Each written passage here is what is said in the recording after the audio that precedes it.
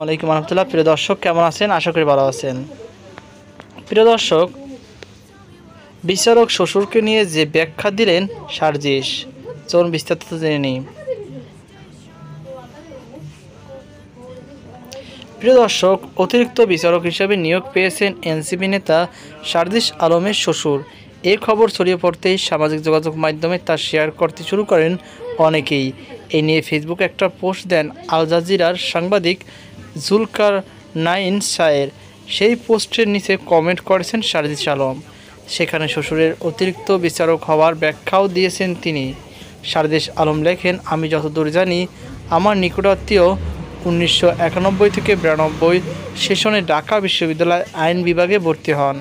ভর্তি পরীক্ষায় মার্কসে তিনি প্রথম স্থান অধিকার করেন। এসএসসি এবং এইচএসসি রেজাল্ট সহ প্রাপ্ত নাম্বারের ভিত্তিতে সেই সেশনে বিশ্ববিদ্যালয় ভর্তি পরীক্ষায় খ ইউনিটে 19তম স্থান অর্জন করে তিনি ঢাকা বিশ্ববিদ্যালয় আইন বিভাগে ভর্তি হন।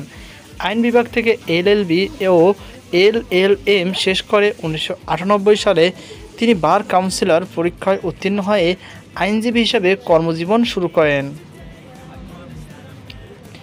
সার্জিস জানান, 2006 সালে তিনি সুপ্রিম কোর্টে আইন পেশায় নিয়োজিত হন। বর্তমানে তিনি সুপ্রিম কোর্টে হাইকোর্ট বিভাগ এবং আপিল বিভাগ উভয় বিভাগে আইনজীবী হিসাবে দায়িত্ব পালন করছেন। আমার সঙ্গে পারিবারিক সম্পর্কের পূর্ব থেকেই তিনি বাংলাদেশের ডেপুটি অ্যাটর্নি জেনারেল হিসাবে দায়িত্ব পালন করছেন। সার্জিসের দাবি, তার শ্বশুরের শতাধিক জুনিয়র সুপ্রিম কোর্ট ও নিম্ন আদালতে আইন পেশায় প্রতিষ্ঠিত।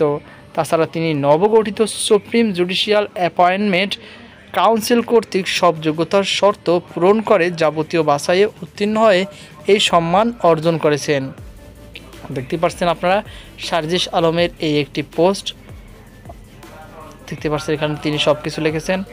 সার্জিস আক্ষেপ করে লেখেন, এখন তার এই যোগ্যতা ও পারিশ্রমিককে একপাশে রেখে আমার নাম টেনে নিয়ে আসার সংকীর্ণ মানসিকতার পরিচয়।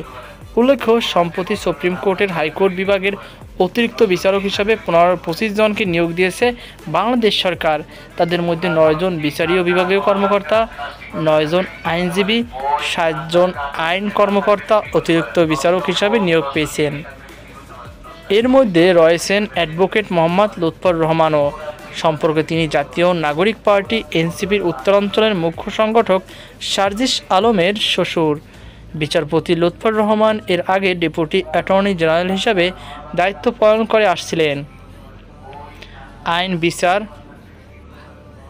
ও সংসদ বিষয়ক মন্ত্রণালয়ের আইন ও বিচারক বিভাগ সোমবার 25 আগস্ট রাতে ওই দিন 25 জনের নিয়োগ সংক্রান্ত এক প্রজ্ঞাপন জারি করা হয়। তো প্রিয় দর্শক, আশা করি আপনারা বুঝতে পেরেছেন। তো এই ছিল আমার সাথে সর্বশেষ আপডেট। সকল ভালো থাকুন, সুস্থ থাকুন। আজকে পর্যন্ত, আল্লাহ হাফেজ।